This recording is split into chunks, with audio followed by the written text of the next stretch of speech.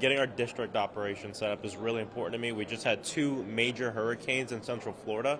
A lot of our people lost everything they own. People are going to be looking for FEMA assistance for months and months and months, and I just want to ensure that our office is on day one able to help people through that process and make sure that when people interact with the government, even on a local level, it's working for them. So that's really our top priority right now. Yeah.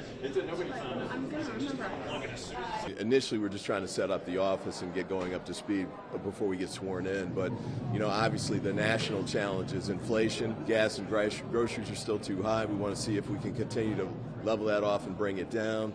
I think there are challenges with respect to crime. I just heard there was a mass shooting at the University of Virginia today in which several people have been killed. Obviously, those are happening too often. We have to find a way to address the mass shootings and the killings.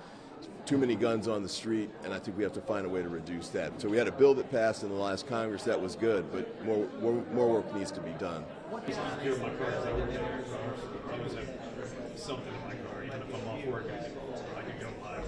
So you would support Speaker Pelosi if she ran for leadership again? Absolutely. Do you think she should?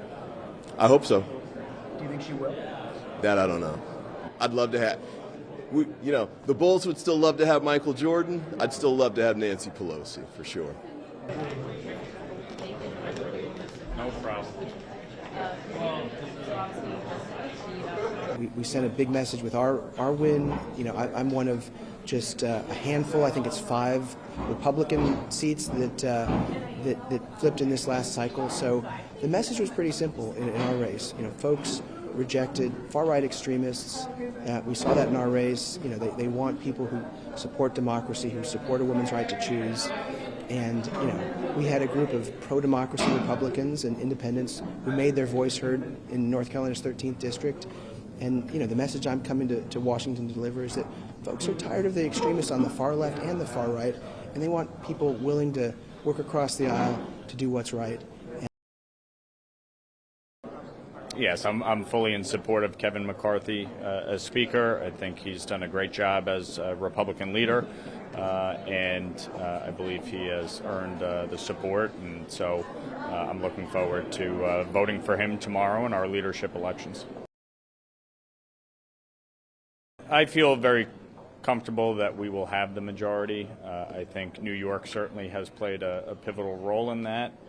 We have flipped 4 seats. We're going to have 11 members coming out of New York. So I think New York will have a big voice in this process going forward, and look forward to being part of that. Sure. I mean, listen, you have to be willing to bridge divides, and you have to be willing to sit down and find commonality. There's a lot of area of agreement if people are willing to sit down and work towards it. And certainly, I will work within my conference to advance the ball and obviously work across the aisle to get legislation passed and ultimately signed by the president.